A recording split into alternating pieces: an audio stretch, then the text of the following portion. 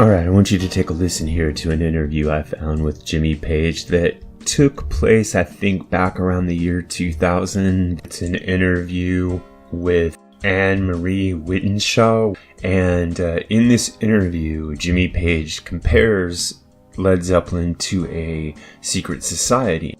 But before I play that audio clip for you, I'd like you to listen to something that John Paul Jones said about Led Zeppelin and their relationship outside of the context of the band. So let's listen to John Paul Jones first, and then we're going to listen to Jimmy Page.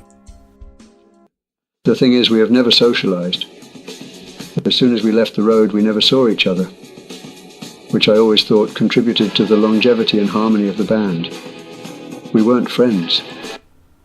Okay, I want you to keep that in mind as you listen to what Jimmy Page is going to say in relation to the idea of Led Zeppelin being a closed shop or a secret society. And then I'm going to reflect on that and ask you a couple of questions. So here's Jimmy Page. A club that only a select group of people are allowed in. You know, your inner circle was very, tight, even though, in the lobbies of the hotels there were probably tons of people miling around trying to get a glimpse of you guys. What was it about that period that was so, I guess, special, that had to be maintained, secretly? Was it just your privacy that was important at that point? Yeah, that was essential, really. Of course it was.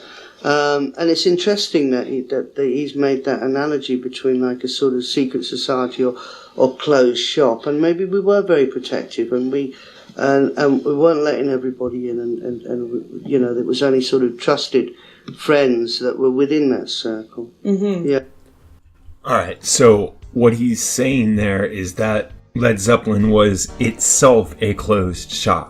The entity of Led Zeppelin was a closed shop. And I think this is a really important thing to point out, because although both John Paul Jones and Robert Plant are on record saying that Led Zeppelin weren't really friends outside of the context of the band, Jimmy Page's observations here show why they still seem so incredibly tight and closely knit, not only as a musical unit, but as the image that they presented to the world.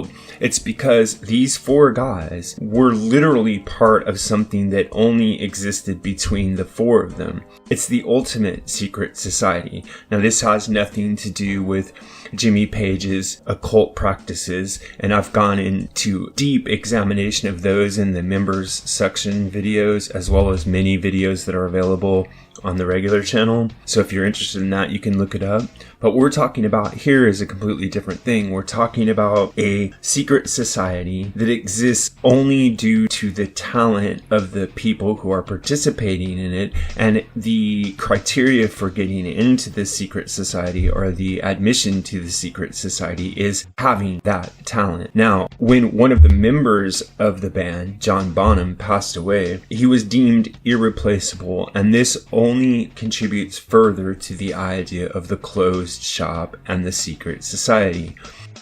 Because they chose not to continue on with a different drummer, Led Zeppelin attained a stature in the history of rock music that's going to be very difficult for another band to match, because most bands don't have a consistent lineup.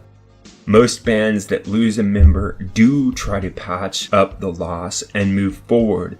And most bands that are together for any length of time don't have four equal members. So Led Zeppelin at this point is occupying a specific place in rock music history that even the Beatles can't lay claim to. The Beatles can't lay claim to this space because they did have other members prior to the classic lineup. They had Stu Sutcliffe and they had Pete Best.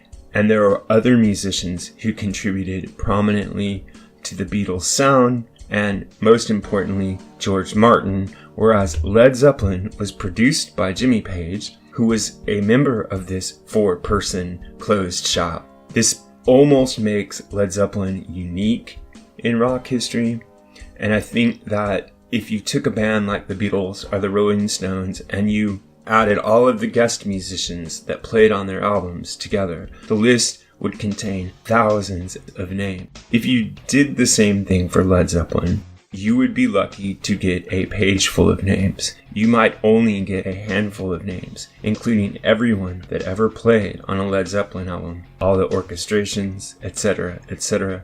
So what Page is saying and what the interviewer is suggesting is that their clannishness was not only a function of protecting the privacy of the band members, but it was a way of protecting the band itself, and I personally feel that it paid off in dividends. But what I'd like to know from you is why it's so hard for other bands to attain this kind of clannishness. It seems as though Led Zeppelin was the only band to actually pull it off. So it may be asking bands too much to be friends outside of the context of making music together.